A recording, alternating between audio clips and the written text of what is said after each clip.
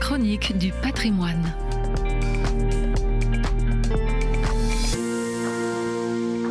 Entre le souci de conserver les richesses du patrimoine artistique et la nécessité de toujours créer de nouvelles œuvres, l'équilibre est délicat, principalement dans un lieu historique.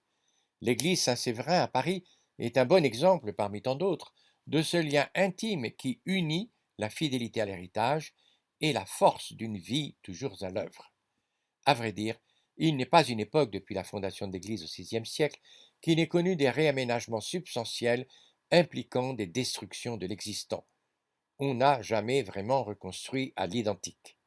Que ce soit à cause d'incendies ou du fait d'un désir de modernité, chaque fois les agrandissements introduisent des styles nouveaux, depuis le gothique du XIIIe siècle jusqu'aux différentes expériences flamboyantes, heureusement harmonisées dans le fameux pilier palmier du déambulatoire. L'adjonction de bas-côtés, la construction de la chapelle Mansart au XVIIe siècle, l'ouverture des triforiums au XVIIIe ont modifié la perception de l'ensemble architectural. Pourtant, c'est toujours la même quête d'un espace plus ouvert et plus lumineux.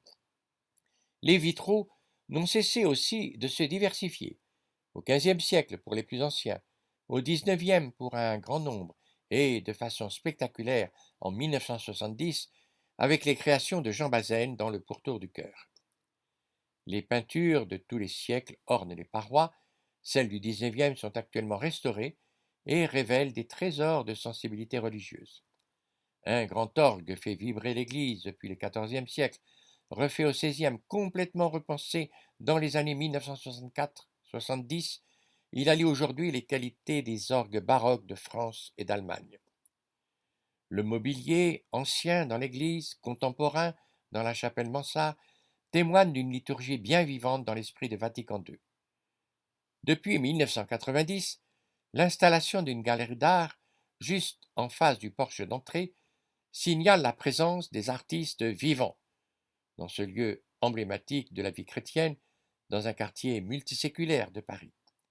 Une simple vitrine, lumineuse de jour comme de nuit, expose les dernières créations d'un art en quête de l'esprit dont parle Kandinsky.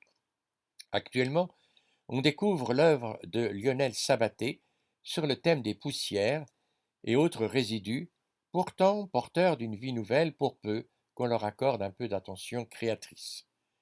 Il n'est en fait de patrimoine que vivant.